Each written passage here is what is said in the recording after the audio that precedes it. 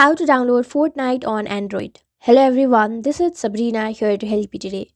So without any further ado, let's get right into the video. First, open your preferred browser. Now, simply search for fortnite.com.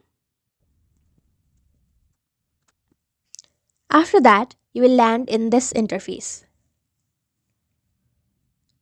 Now what you will have to do is tap on this install button and then select Android and then download it. So that's how you do it. You can download it from Epic Game Store.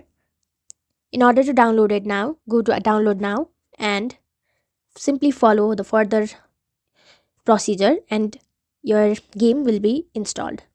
So thank you for watching this video. Make sure to like, share and subscribe to our YouTube channel. If you got any questions, comment them down and I'll catch you in the next one.